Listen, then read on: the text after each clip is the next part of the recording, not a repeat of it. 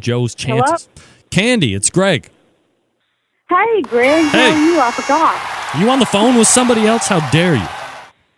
No, I've been watching the debate. Hold on, I'm going to shut it off. Debate, forget the debate. The show is on. I'm sorry. Okay. Outrageous. All I'm right. on. All right, here we go. Now, so let me go ahead and set the record straight here.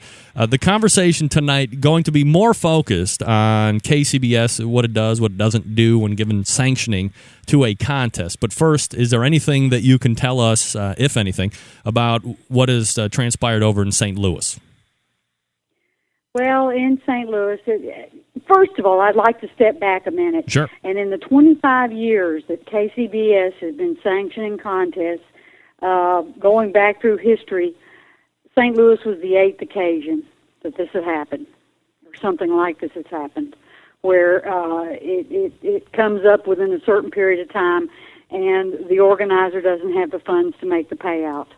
You know, over the past course of time, the 30-day window that, hey, you've got to have it within 30 days, you can't make changes over 30 days, or you offer all the teams their money back and an opportunity to withdraw from the contest.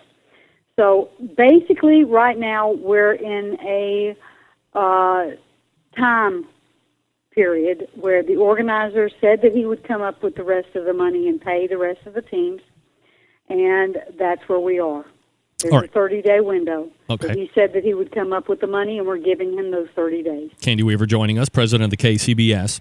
Now, there were a few folks on video who mentioned that they thought that KCBS had some kind of stake or responsibility regarding what happened and what could or should be guaranteed. So let me take it from this angle, Candy. Let's say that yours truly was going to be organizing a barbecue competition here in the Rock and Roll Hall of Fame city of Cleveland, Ohio. It'll never happen, I know, but let's just be hypothetical.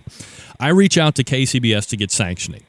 If you could, kind of take us through the process of what happens after you get my request.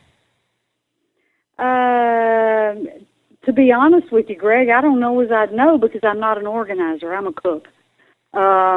Yes, but if I'm an organizer and I'm trying to get... they fill out a sanctioning agreement. They find out what it's going to cost them as far as the rep fee and any expenses that there might be, and available reps for the time period that they're going to have their contest.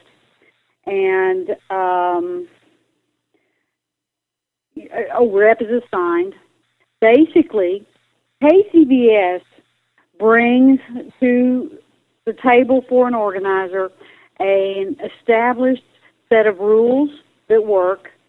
It brings trained judges that know how to judge barbecue, hopefully, by the rules, and a number of teams that follow in the KCBS circuit. KCBS warrants to that organizer that they will conduct a fair and above-board contest for the competition and to assist however it is to make that happen. All right, does that make sense? Yeah, so let's say, am I supposed to be telling KCBS at some point, here's the amount of prize money that I'm going to be have? Does KCBS not even care about that? No, KCBS does care, and yes, contests do state, here's our money, here's how we're going to pay it out. You know, there is a requirement that contests pay the top 5 places. Frankly, in my opinion, I think if a contest is over a certain size, I'd like to see them pay deeper into it. Mm-hmm. But that's just because I'm kind of a deeper into it cook. Yeah, of course. Now, is there any type of guarantee that KCBS and the organizer make in case something like this is to happen, or is that not the case at all? The contest organizer submits a piece of paper that is a prize guarantee. As far as whether that is a legally binding document, I don't know. Now, I mean, I can't even begin to fathom how many competitions have taken place. You said only 8 times has this ever happened, and I think when we were talking last week in private conversation, you said that this was the only time that it has happened this close to turn-in, and it had been notified prior. It's the only time that I know of. It may not be the absolute only time, but I've never... And, you know, the crazy thing about the whole thing in St. Louis is surely he knew where he was going to be 30 days before. And I don't know a team that wouldn't have been there and been happy to have been there for what they did pay out. Mm-hmm. So, in my opinion, I think it was unnecessary, and it's very sad. Is there an ability of KCBS to go in at some point and say, okay, well, for all the contests that are going to be taking place, and they're going to be X amount of prize money, you're going to be guaranteeing payouts to this many places, to get that money ahead of time and put it in some type of non-interest bearing escrow account or something like that, so many days in advance of the competition, so this might be avoided? Yikes! Then we're in the banking business. Yeah, but I mean, not really. We're not hedging funds and selling stocks and bonds. We're just making sure that if some guy says he's going to come up with $28,000 worth of prize money and he shows up with 18, that somewhere in advance of that, everybody would have known and other teams would have been able to make other decisions prior to getting the 2-hour notice. Right. I can understand that, and I think maybe it's not a bad idea for really new contests or really new organizers. Mm-hmm. But see, the organizer in St. Louis apparently followed around an existing organizer for a certain period of time and kind of knew what to do. So I don't know. I don't know what the answer is to that. How would that be? I have no idea how board meetings work, but how would that potentially be introduced? Is that something that a board member would have to raise, or a member would have to present to the board about doing some type of like a safety escrow type of thing? And again, I understand we're talking about this happens so few times, but now that it's out there, people are. It's actually happened before. There have been organizers who've gotten in trouble and wanted to continue their life as an organizer, and at some point in time, their funds were escrowed. I don't believe it's a satisfactory plan. I mean, let's face it. How many people are in the KCBS office? It's a handful. Mm-hmm. And when you take on that kind of responsibility, you have to administer that kind of responsibility. And my way of thinking is KCBS is not in the prize money business. KCBS is in the sanctioning affair of contest business. It's the organizer that makes the proceeds. It's the organizer that offers the prize money. It's the organizer that puts on the event that will draw people to bring the purse, or the whole sponsors and charitable money gathering and all of that stuff. We're just trying to put on a fair contest. Does KCBS That's why need to do... when a rep or anyone makes a mistake, KCBS takes care of it.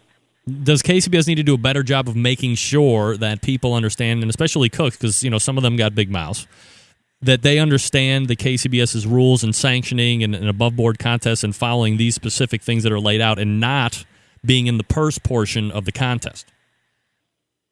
I would hope so. And I would hope this discussion tonight would help explain that. Because I think if people understand what KCBS does, I think it's not a bad idea to have a disclaimer on every contest application that a team turns in. Candy Weaver joining us here on the show, president of KCBS and also proprietor of Barbecuers Delight Wood Pellets. Candy, would it have been? You cook a lot of you've cooked a lot of contests. Not as many as I'd like. Of course not. But I go as many as I can. Would it have been better, or how would you have liked to have seen this situation been handled if the guy knows he was short? What would be acceptable? Greg, this is only my opinion. Of course. I'm not speaking as president of KCBS, right, or board member or anything other than a cook, that if I were there, I would have liked to have seen the money paid out to the places that the organizer promised. But, I mean, would you... So, let me ask you this. If you were a cook, I mean, I'm sure you saw the video. They call a cook's meeting, and everybody, is told the bad news hours before turn-ins start. Would it have been any better or worse if nothing was said, they turn in just as normal, and the announcement is made after turn-ins? Do you think that perhaps put teams at an off setting mind, knowing that what they signed up for isn't what they're going to getting, and now they're being told this just hours before they start turning in? Would it have been better to wait? Oh, Greg, I don't know.